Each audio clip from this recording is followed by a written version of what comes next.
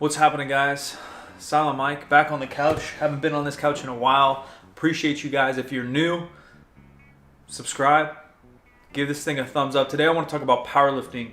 The growth of powerlifting over the last couple years, I'd say 3 to 5 years, has been absolutely insane, especially over here in the IPF and the USAPL, the drug tested side. But there's also non-drug tested powerlifting, the USPA, the UPA, the SPF, very popular as well. They're both growing.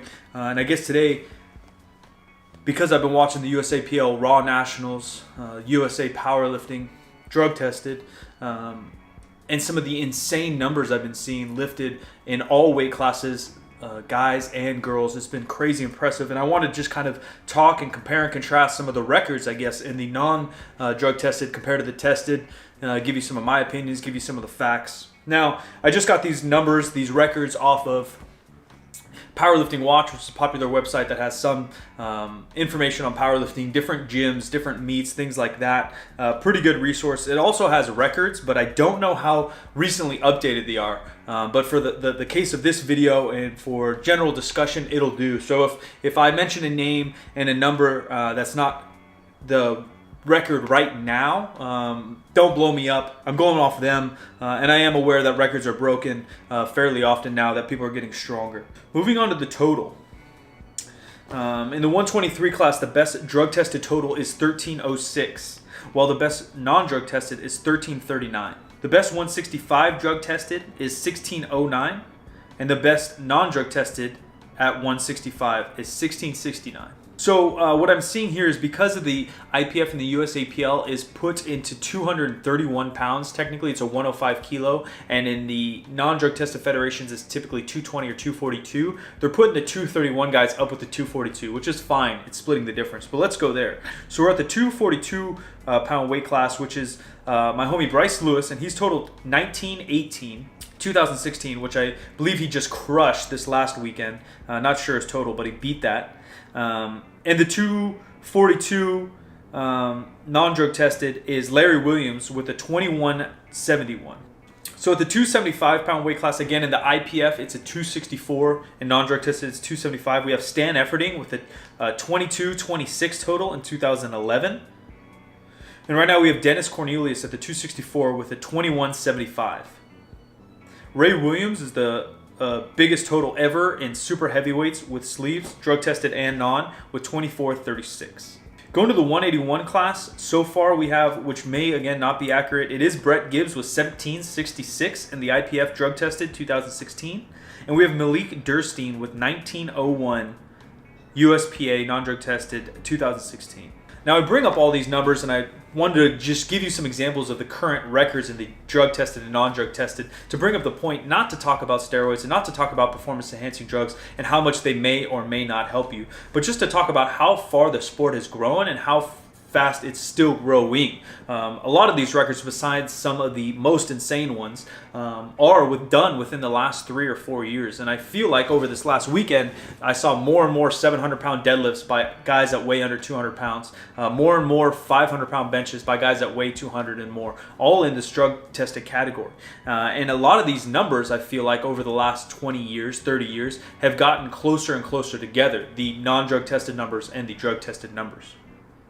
Now, there's many different things we can point to, and there's many different things that you can say, and you're more than welcome to formulate your own opinion and leave it in the comments below. Let's not fight. Let's not be brash. Let's not throw daggers at anybody. It's not about that. For me, it's just about analyzing how crazy some of this training and athletes have become. And, you know, there's a couple things, in my opinion, that do help bring these numbers closer together, as well as just bring all these numbers up. And, you know, number one is just that it's more popular in our genetic pool. The amount of good athletes we're getting into powerlifting is going up. Some of the ladies' numbers are going through the roof. I can't name how many girls 6 years ago pulled over 300 pounds. You know, it was just a handful. And now Now there's girls smashing on 400, 450, 500-pound deadlifts in the drug-tested category in almost every weight class. It's absolutely insane. And that's just because more strong people are finding out about the sport of powerlifting, hopefully because of this channel, hopefully because of Instagram, hopefully because of all my awesome friends that also put up content on the internet, and that they're finding the right way to train. So our genetic pool is going up. More people you get involved, the higher it goes, right? That's why we have the most genetic freaks in football and basketball professionally. One, because there's money and there's exposure and there's a lifestyle. So at a young age, the best athletes are funneled to the top, and that's starting to happen on a smaller scale here in powerlifting. Number two, I would say, is just the general information out there is of better quality. Even when I started doing YouTube, not my own channel, which is only 2.5 years old, but on other channels, which I've been on for about 5-6 years, there was less channels putting out real information, in my opinion. There's a lot of people throwing around buzzwords and bogus words and 5 easy tips to get a six-pack and get jacked and get veiny. At least now some of the channels have the same idea and the same information, whether it's experience-based or science-based or a combination of both, that will actually are good tips that will help you lead to get a stronger, more aesthetic body. Along with that same nature of the general sport growing because of the internet, because of Instagram, because of all these popular people, programming in general, I feel, has all been elevated. So people are more aware of their programming, whether they're following a dope program, whether they have a good coach, or they're programming for themselves. They have a better plan to get somewhere, and of course, if you have a plan, you're going to get somewhere faster. That's why people use GPS. That's why people go to school. You need a game plan if you want to get somewhere, and more people are understanding that, and they're building better plans, and they're staying in the game longer.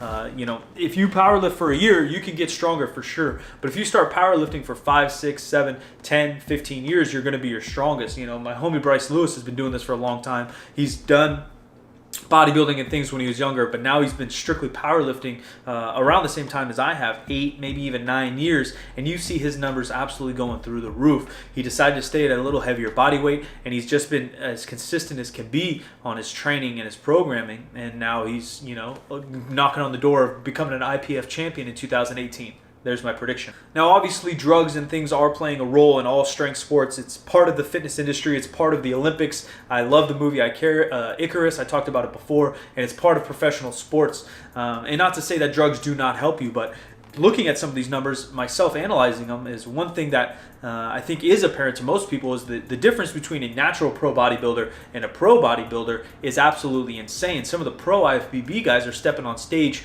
upwards of 250 pounds at under 4% body fat, or a natural pro bodybuilder, if they're stepping on stage at sub 4% body fat, they're typically 150, 160, 170 pounds. So that, just logic is telling me that performance enhancing drugs or steroids will help you put on more mass. And that's a huge discrepancy. We're almost talking about 100 pounds of lean body tissue, where in the strength world, we're not seeing quite the discrepancy. So I'm not saying that steroids do or do not help more for strength or putting on mass, although I do think that they help putting on mass.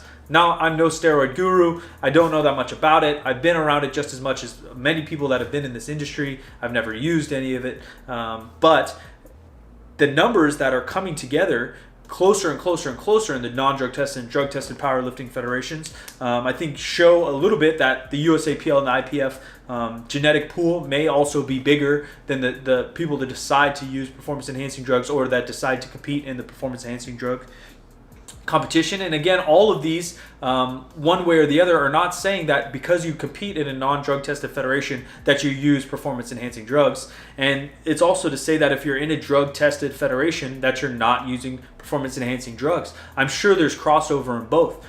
There's a lot of critique in the IPF and the USAPL about how stringent their drug testing is. I don't know firsthand. I know they do a urine test at competitions and they do some out of competition testing. It's not as same as the Olympic level or even USAW, USA weightlifting. It might not be as stringent. But again, there's people in the Olympics, if you watch the movie Icarus, and there's people in the NBA, NFL that are also using performance-enhancing drugs, being very stringent on their testing and still getting by the system somehow. And that's also not to say that on the other end, because there's other factors and rules involved, like a deadlift bar or a monolift, where people that choose to not use performance-enhancing drugs compete in the non-drug tested federation, which I have many a time. I really like pulling with the deadlift bar. It feels good in my hands. It feels good on my back. And in the most popular drug tested non-tested federation, they don't use one. They use a stiff bar. So then often I've chosen to compete in a non-drug tested federation, although I don't use any performance enhancing drugs. So there's way too many complicated factors. There is no answer to this video. I'm glad you stuck around and listened to me ramble. It's just some thoughts that have been popping in my head after listening and watching the awesome lifters of the USAPL all weekend.